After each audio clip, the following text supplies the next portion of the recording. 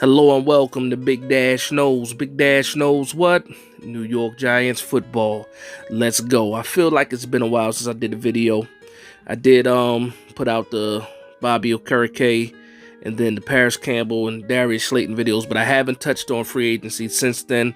I do want to thank everybody for checking out the podcast, episode 1 and episode 2. Episode 1 was the Odell Beckham episode. Episode 2 was, about taking a center with pick 25 and if it's a reach or not. And I was talking about John Michael Schmitz. So if you haven't got a chance to download a stream or just listen to the podcast, go ahead and do that. And again, I thank you for the guys that have done that already. Thank you for your support. Continue to like, comment, and subscribe. And let's grow this channel. So again, I haven't done a video since Paris Campbell and Darius Slayton, and since then the Giants have made a lot of moves. Nothing too big, nothing too crazy, just some solid depth type of players, good quality depth, and just wanted to talk about a few of those guys because even a few days ago, I think we signed like 3 people all in one day. So you guys see the thumbnail. I'm going to talk about those guys on the thumbnail. I'm also going to talk about some of the other guys that we brought in as well. And one guy that I'm actually happy about is going to be the re-signing of Jihad Ward. I wasn't sure if the Giants were going to bring Jihad Ward back, but again, Wink said what he said. As long as he's in the league, Jihad Ward has a job. And here, I do think that Jihad Ward, his role might diminish a little bit going into the 2023 season, but I still like his energy on the team. I still like what he can bring to the table, especially on defense, the attitude that he brings as well. And you need one of those kind of tough guys on the squad to help, infuse that type of energy towards the team and to give everybody that type of vibe. So I am happy with the Jihad Ward signing.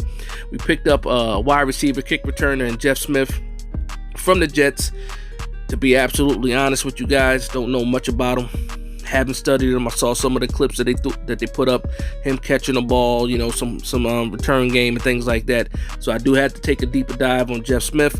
What I think his role will be on his team, special teams.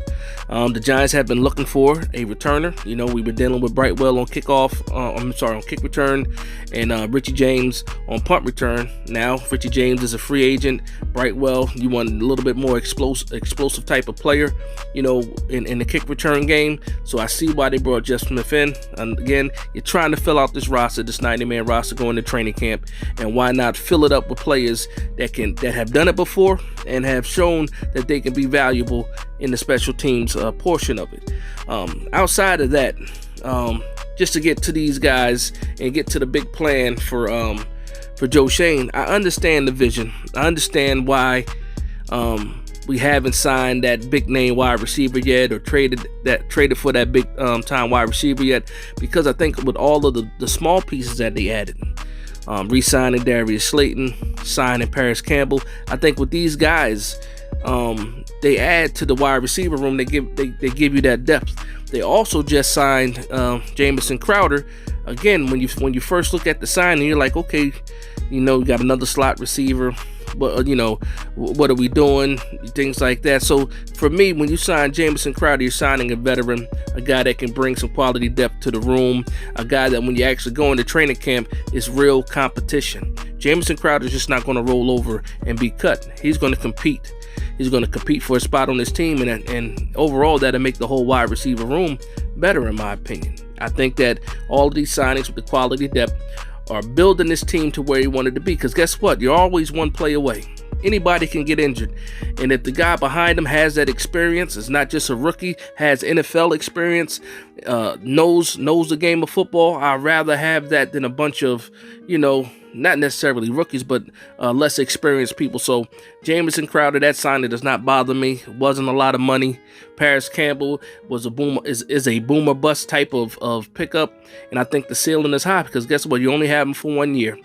The contract is incentive based, so if he has a great year, that means the New York Giants are being successful in the passing game. So I'm not mad at those 2 contracts at all. Darius Slayton, another contract that costs you nothing after 1 year.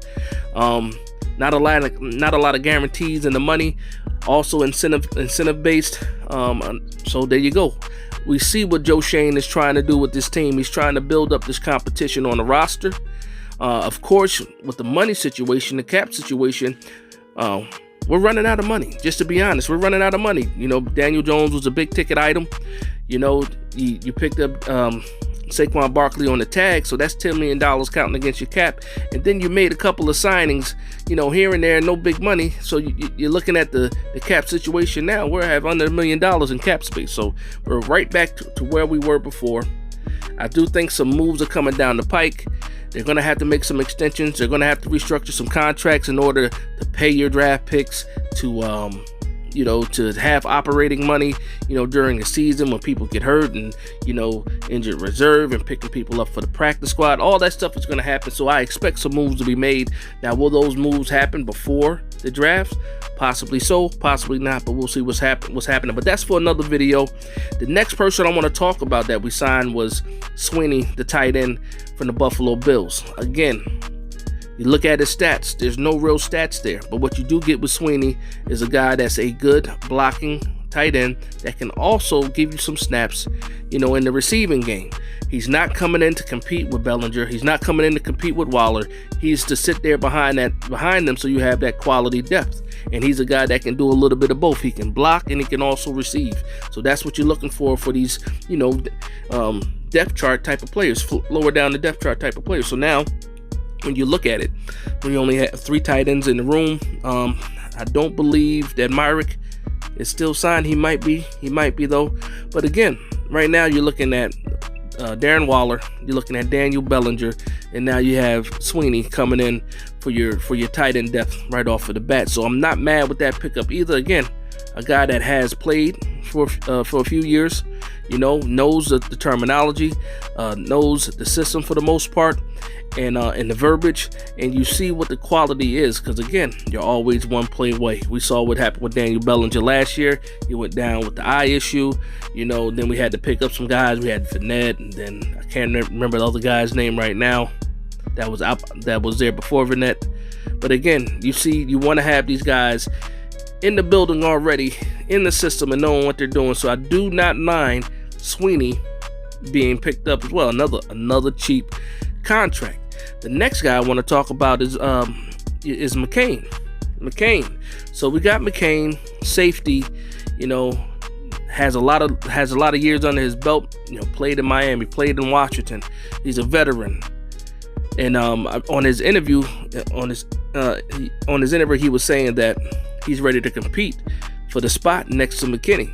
And at first I'm thinking like, okay, well, you know, we got Belton, you know, we have Pinnock, we have Trenton Thompson also. This is the safety depth. But I can see where a guy like McCain can come in and actually compete for that position. Now, again, we do have 10 picks left in the draft. I do think that we'll add a safety. I do think that we'll add some secondary overall, maybe 2 corners and another safety, things like that. But when you have a guy like Bobby McCain that can come in and for me has some quality snaps left in him. He's not old. I believe he's 29 years old. He's still got some years left. It's another 1 year deal, a 1 year deal, cheap deal. And again, with the money that you have, you know, as far as cap space goes, that's a quality signing for the New York Giants. So again, I see the vision for Joe Schoen. I understand that more moves have to be made, but for right now, I can't complain about any of these signings. One thing I can complain about, though, is where is the offensive interior line help? Where is that help? Where are those signings? I don't see any. Now, on the defensive side, you picked up Nacho. We're trying to work out a deal with A'Shawn Robinson. But again, the cap is so low right now that you can't even really get a deal done with A'Shawn Robinson, a guy that can definitely come in there, spell Dexter Lawrence for a couple of snaps, and you don't miss, you know, too much production. You know, can we get that deal done? I think that with the upcoming moves that are going to be made, possibly you can do something like that. A'Shawn Robinson will be a great get for Joe Schoen. Now, the last guy I want to talk about, well, maybe not the last guy, but another guy I want to talk about, another recent signing, is the cornerback that we got from Detroit. I don't want to ruin his name. Again, I believe I had it before. Akuwere, something like that. I do apologize. I know the first name is Amani. 6'2", 200-pound cornerback, very physical, good ball skills. The type of player that fits the mold for Wink Martin's system. Now, good production from this guy as well. Drafted in 2019, has over 9 interceptions for his career, 6 interceptions in 2021. I believe he only had 2 last year. Actually, might have had 0 last year with a couple pass defends. But again, when you look at the type of player this guy is, I like it. I like it a lot because, again, tall corner, you need that in this division. Physical corner with ball skills, you need that in this division. And he seems like he has a good eye for the ball. He's a ball hawk. So I do like the signing. If you guys follow Talking Giants, if you follow Big Blue Banter, my man Nick Filato, Dan Shire, they have a report online talking about a breakdown of the cornerback. I believe Talking Giants have a highlight of all his interceptions for his career. And when you look at the highlights, if you can get that out of this guy, I think that not only is he a depth chart kind of guy, he can possibly push, for a role as a CB2. I know that's saying a lot, that's asking a lot, but when you really look at what he can do, and especially on this roster currently as it's put together right now, he's in the running for CB2. He absolutely is. Now, I do think that we'll address the cornerback position in the draft. Hopefully, if we can get a guy like Deonte Banks, or if one of those other cornerbacks fall, to 25, then you absolutely jump on the cornerback, because I think that is probably the number one need on the team. If you listen to me on Twitter, and if you see some of my posts, you'll see that outside of that, I'm all for the center. I'm all for the center at pick 25. I don't believe it's a reach. I go back and forth with a lot of people. It's all love. But at the end of the day, I feel how I feel, and I will die on that hill about wanting or not believing that picking John Michael Schmitz at 25 is a reach. Again, I think that's the best.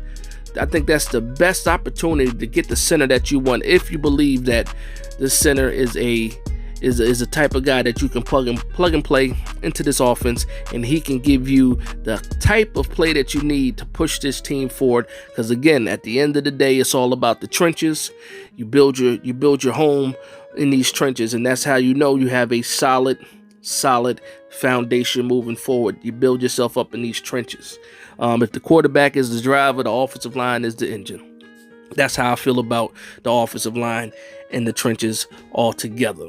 But again, that's just what I wanted to talk about, these free agents that we're getting signed. I do appreciate what's going on. I do see the vision for Joe Schoen. Again, you don't have as much money as you want, but at the end of the day, you're still making quality signings. And then when you're looking towards 2024 with some of the cap space that's there, outside of the guys that got to get these contracts, Dexter Lawrence, of course, Andrew Thomas, these guys are going to get big money.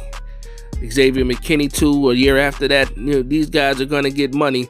And if some of these guys that are on these 1-year deals can prove themselves and get, another 2-year deal, 3-year deal after that, some of these young players, a guy like this cornerback, if he can prove that he can play, like really play, he might be on the Giants for a few years after this 1-year deal.